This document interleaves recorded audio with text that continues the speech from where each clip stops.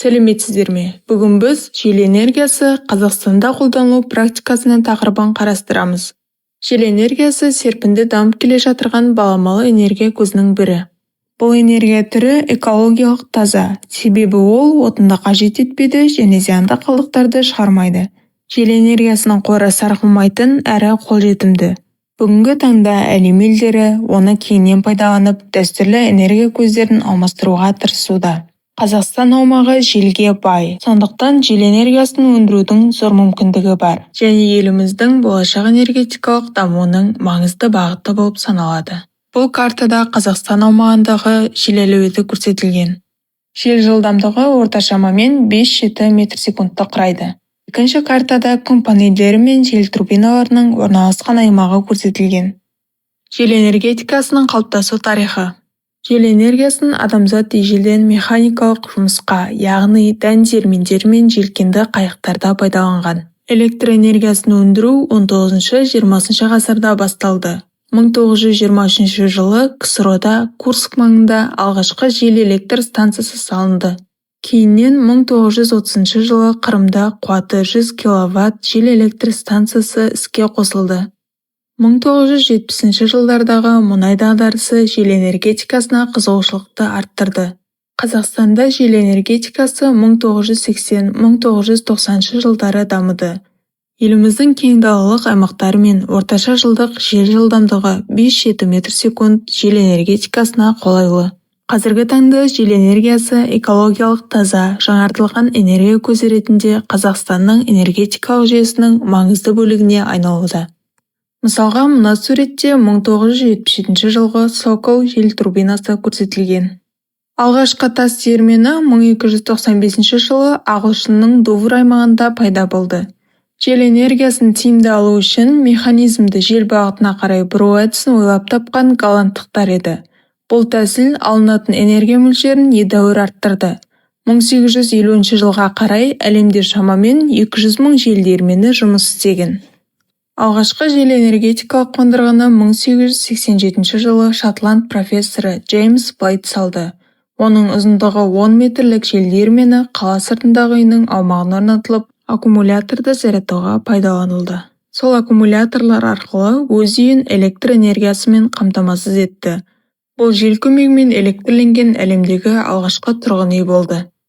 Профессор Блайт өндірілген электр энергиясының артығын ауылдың басты көшесін жарықтандыруға пайдалануды ұсынды. Алайда жергілікті тұрғындар электрді шайтан күші деп санап келіспеді.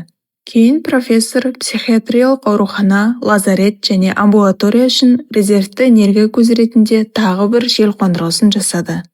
Бірақ оның бұл өнертабысы сол кезеңде экономикалық тұрғыдан өміршең технология ретінде қабылданбады. Электр энергиясын өндіруге арналған анағұрлым күрделі әрі ірі жел қондырғысы 1800 жылдардың соңына қарай ақш-тың Огайо штаты Кливленд қаласында салынып іске қосылды. Чарльз Браш 18 метрлік мұнараға орнатылған, диаметрі 17 метр, 144 ағаш қалақтан тұратын роторы бар жел турбинасын жобалап жасады. Бұл алып қондырғы 12 киловатт электр энергиясын өндіре алған және 1886 жылдан 1900 жылға дейін тұрақты жұмыс істеді. Ол тек Кливлендте жылу электр станциясы салынғаннан кейін ғана тоқтатылды. 1890 жылы Датхалмы Поллякур өз конструкциясындағы жел диірменін сутекті электролиздеу және Асков қалашығындағы мектепті жарықтандыру үшін қолданды. Аэродинамика заңдарын ескере отырып жасалған оның турбинасы кейіннен бүкіл елге кең таралды. 20 ғасырдың басына қарай Данияда қуаты 5-25 киловаттқа дейін жететін 100-ге жуық осындай қондырғы жұмыс істеді.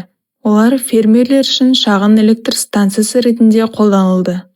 Ендігі кезекте жел турбинасының түрлерін айта кетейік. Бірінші, вертикаль өсті жел турбинасы түріндегі жел генераторы. Бұл турбина қалалық, ауылдық және коттедждік ортаға лайықталып жасалған. Яғни ашық далаларда немесе үлкен жел фермалары үшін емес, үй маңында шағын қуат қажет жерлерде қолдануға бағытталған. Оның тура қалақтары бар және қалақтар вертикаль ос бойымен айналады. Бұл жел генераторы 1,2 киловаттқа дейін қуат беруге есептелген шағын жел турбинасы. Орнату биіктігі шамамен 9,1 метр. Бұл дизайнның басым ерекшелігі шу деңгейінің төмендігі, кішірек көлем мен шағын аумақты талап етуі. Жел бағытының өзгеруіне байланысты роторда бұру механизмін қажет етпейді, яғни жел қай жақтан соқса да жұмыс жасай алады.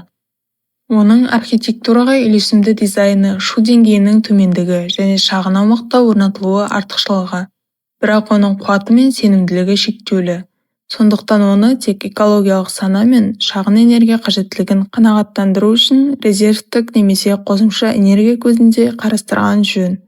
Екінші, геликоид турбиналары. Қалақтары спираль тәрізді етіп жасалған вертикаль осьті жел турбиналары. Бұл конструкция жел энергиясын ұстауды жақсартып, айналу моментін бір қалыпты сақтауға мүмкіндік береді. Геликоид пішінді қалақтар спираль бойымен бұрылған. Бұл пішін бірнеше міндет атқарады. Жел жүктемесін біркелкі таратады, айналымда өлініктерді азайтады, турбинаның бір қалыпты дәлізсіз жұмысын қамтамасыз етеді. Төмен жылдамдықты желде де іске қосуға мүмкіндік береді. Спираль қалақтың әр бөлігін белгілі бір бұрышпен соққанда айналу моменті тұрақты болып қалады. Айналу генераторға беріледі және электр энергиясына төленеді. Техникалық артықшылықтары.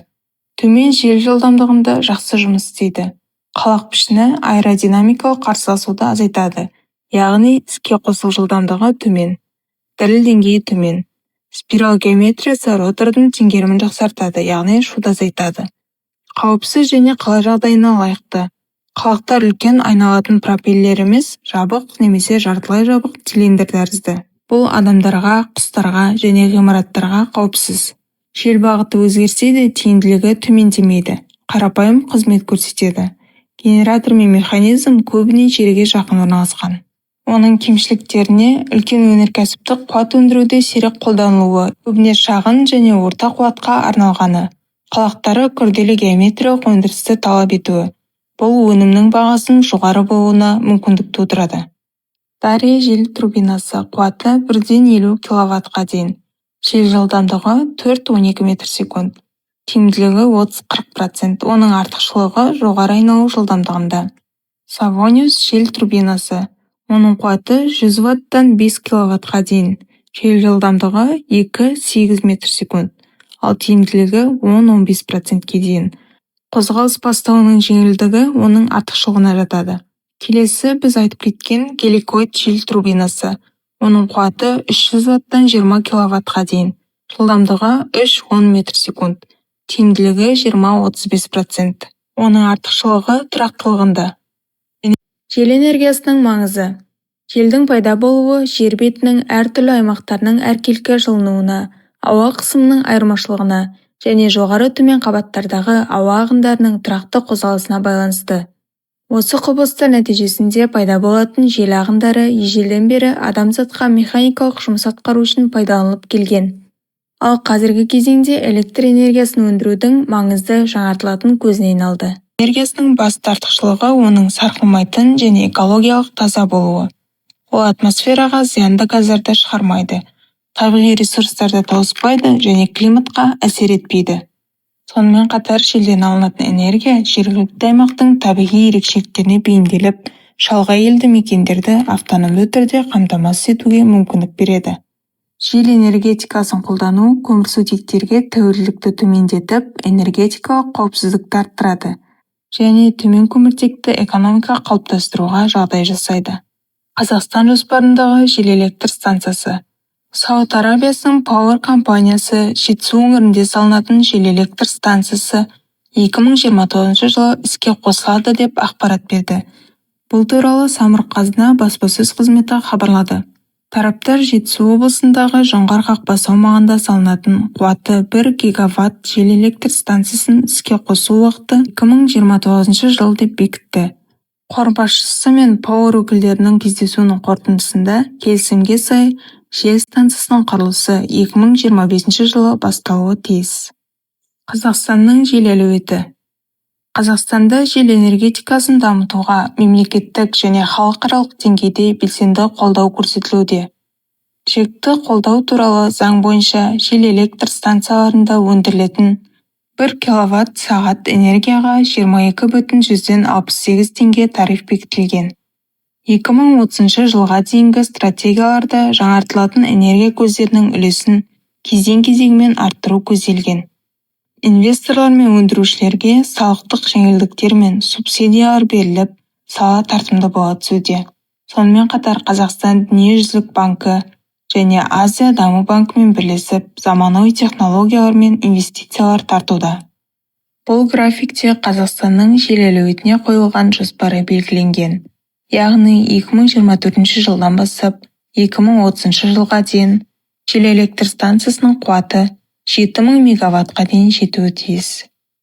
Жел энергиясын игерудің негізгі принципі: ауа массаларының кинетикалық энергиясын алдымен механикалық, одан кейін электр энергиясына түрлендіру. Бұл процесс жел турбиналары арқылы жүзеге асады. Турбинаның қалақшалары жел ағына әсер еткенде айналады, ал ротордың механикалық қозғалысы генераторға беріліп, электромагниттік индукция нәтижесінде электр тоғы өндіріледі.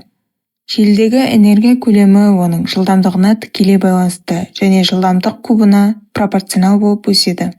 Сондықтан желдің тұрақтылығы мен жылдамдығы жел энергетикасының тиімділігін анықтайтын негізгі факторлар болып табылады. Теория жүзінде жел энергиясын пайдаланудың шегі 59,3%, ал іс жүзінде 50% шамасында болады. Бұл әдіс қоршаған ортаға зиян келтірмей, тұрақты энергия өндіруге мүмкіндік береді.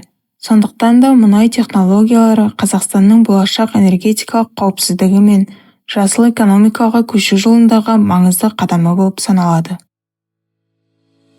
Әрбір жел қондырғысы бірқатар негізгі элементтерден тұрады. Ротор әдетте үш қалақтан тұрады. Ротор жел бағытына қарай бұрылып, оның энергиясын айнымалы қозғалысқа түрлендіреді.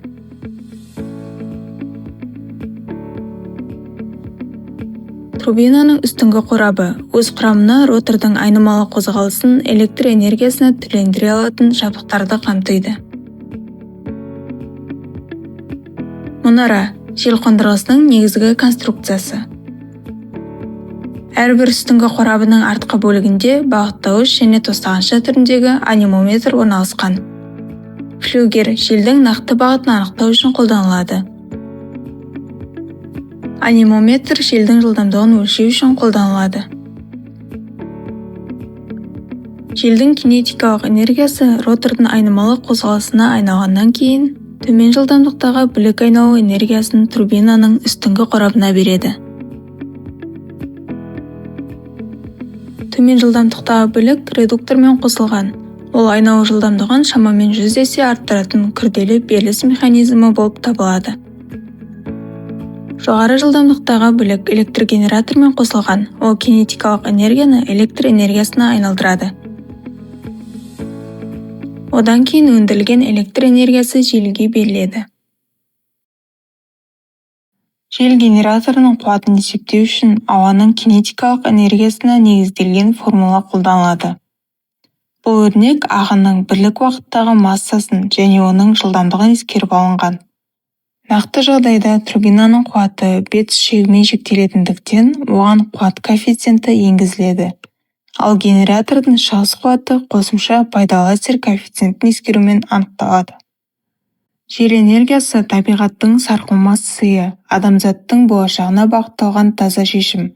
Ол қоршаған ортаны қорғап қана қоймай, экономикалық тұрақтылық пен энергия тәуелсіздігін қамтамасыз етеді. Бүгінгі таңда желдің күші ертеңгі күннің энергиясы.